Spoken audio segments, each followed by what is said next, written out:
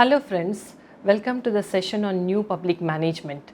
In this session, we will discuss the rationale, core principles, critique of New Public Management and the movement from New Public Management to governance. It is important to understand what have been the drivers of change. It is globalization, management orientation in public administration, and the need for reform and innovation. New public management is considered as a paradigm shift in public administration and one of the most striking international trends in public management. The term New Public Management was first used by Christopher Hood in 1991 in the research paper A Public Management for All Seasons. Other scholars who refer to New Public Management include Gerald Kayden, P. Hoggett, C. Pollitt, Rhodes, Kelly, Ossian and Terry.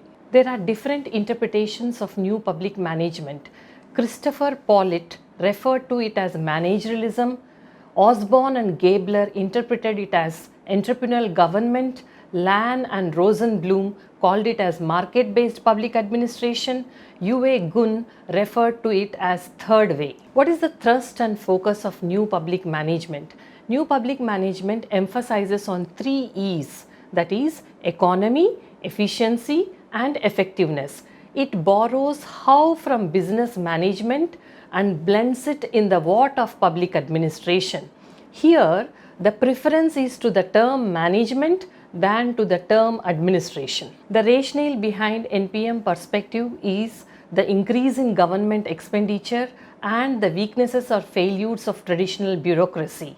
It was perceived that there was a historical shift in the state ideology towards a neoliberal framework. In addition, the impact of new right philosophy of neo-conservative political leaders in UK and USA in mid-70s, especially Margaret Thatcher and Ronald Reagan. The international actors also advocated and prescribed NPM-style reforms. What are the core principles of NPM?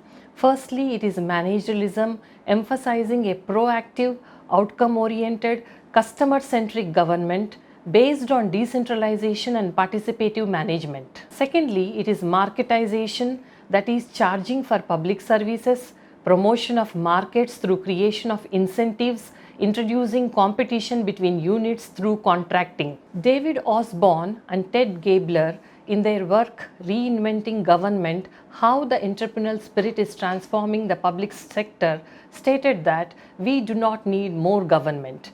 We need better government. To be precise, we need better governance. Governance is an act of collectively solving our problems. Government is the instrument we use. The instrument is outdated and it is time to remake it. Osborne and Gabler enunciated the characteristics of new public management in the form of 10 commandments. New public management focuses on catalytic government, that is steering and not rowing, community-owned government, the government which empowers rather than serving, a competitive government which is not just public versus private but competition versus monopoly, a mission-driven government which is not just rules and regulations. It is also result-oriented government where the performance is measured on the basis of outcomes rather than inputs. It is a customer-driven government where the needs of customer with wide choice is given importance, and it is enterprising government. The focus is on earning rather than just spending. It also talks of anticipatory approach which is proactive in nature, and the focus is on decentralized government, that is less of hierarchy and decision making close to citizen, and finally it is market oriented government leveraging change through market. Some of the NPM postulates in Indian context include citizens' charters, redressal of citizens' grievances, information and facilitation counters, use of information technology widely, one-stop or single-window services, the much acclaimed Right to Information Act, and periodic administrative reforms. Now coming to the critique of New Public Management. New Public Management involves a paradox of centralization through decentralization. This is because public managers are given more authority to manage programs, leading to more of centralization. The second important critique is how far the private sector management techniques are applicable to public sector, as there are contextual differences in the operation of public administration. The public interest, which is the heart of government operations, is irreplaceable by market philosophy. Hence, the validity and universality of NPM is in question. It is necessary to have the capacity and systemic processes to initiate NPM. That is, the state's capacity is a precondition for successful NPM reform.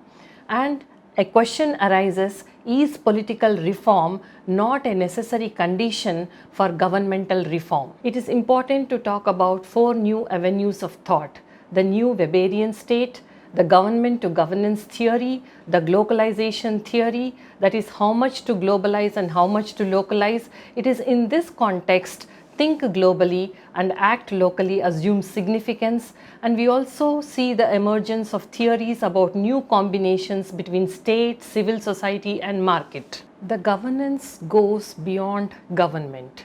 Governance involves operation of 3 key actors, that is state, market and civil society.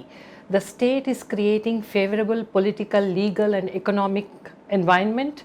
The market is creating opportunities for people, and the civil society is mobilizing people's participation. The interplay among these 3 forces assumes importance for effective and good governance. To summarize the major shifts, it is the movement from public administration to new public management to governance to good governance. Public administration focuses on central government, state government, legislature, judiciary, bureaucracy. That is to say, it is state-centric. When we talk of new public management, here the emphasis is on the reforms advocated by international agencies, giving a management orientation to administration. Then coming to governance, here the interplay or the interactions among states, civil society and market assume significance. And finally, when we talk of good governance, it is citizen caring, citizen friendly and citizen centric. To conclude, governance is another mode of conceptualizing public administration in a changed global scenario.